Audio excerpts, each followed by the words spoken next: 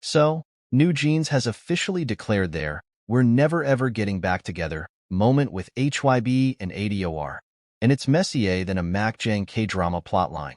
The group announced a public contest to rename themselves because apparently running away from their label isn't enough. They need a whole new identity to match their victim narrative.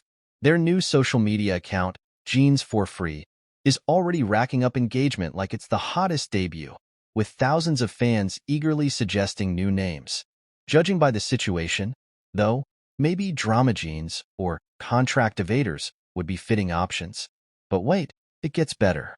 In a separate statement, Newjeans claimed that A.O.I and Hybe tried to divide the members by reaching out to their parents behind their backs. Let's unpack this for a moment. You want us to believe that A.O.I, the same company that catapulted you to stardom, suddenly became the villain trying to ruin your oh-so-harmonious dynamic? And let's not forget the cherry on top, their parents, who allegedly received these calls, have openly supported their every move, including their partnership with Min Hee-jin, the same woman embroiled in legal disputes with Hybe. How exactly does this division work when everyone in your camp is sipping from the same chaotic teacup? It's laughable. This entire ordeal reeks of entitlement. Sure, ATEEZ and Hybe are no saints. No K-pop company is. But for Newjeans to claim moral high ground while blatantly ignoring their own contractual obligations is rich. They've thrown around accusations of harassment and attacks with zero tangible evidence, all while turning their fans into foot soldiers in their messy PR war. This is a classic example in what people call the blind leading the blind. Let's talk about how Newjeans decided to align themselves with Min Hee-jin in this whole mess.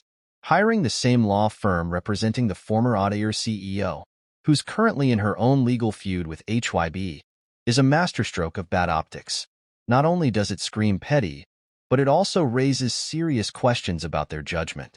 Are we supposed to believe that a group so eager to paint themselves as victims just happened to choose the same legal team as one of the industry's most controversial figures?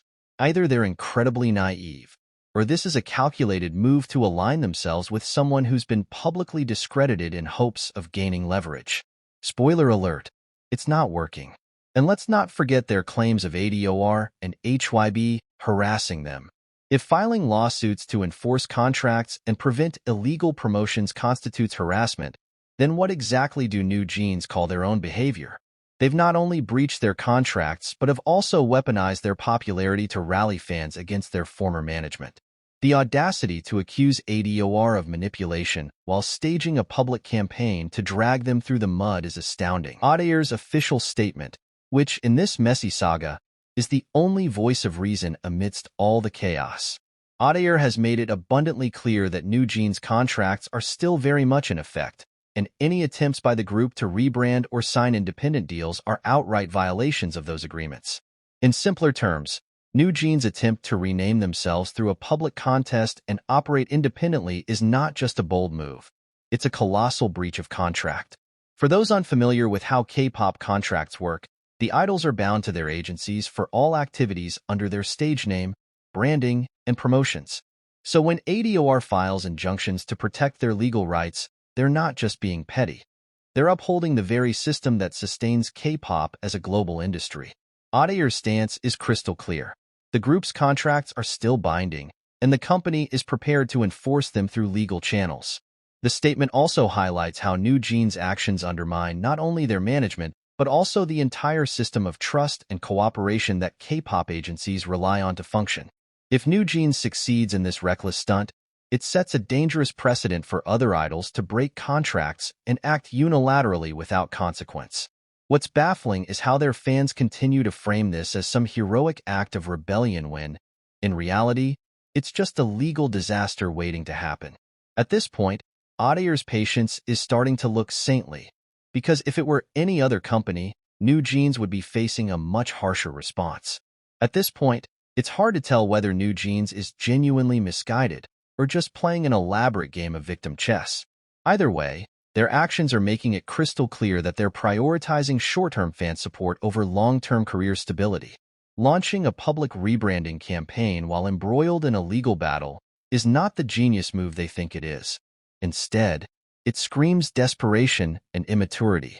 The K-pop industry is not kind to those who burn bridges, and right now, Newjeans is setting their career on fire.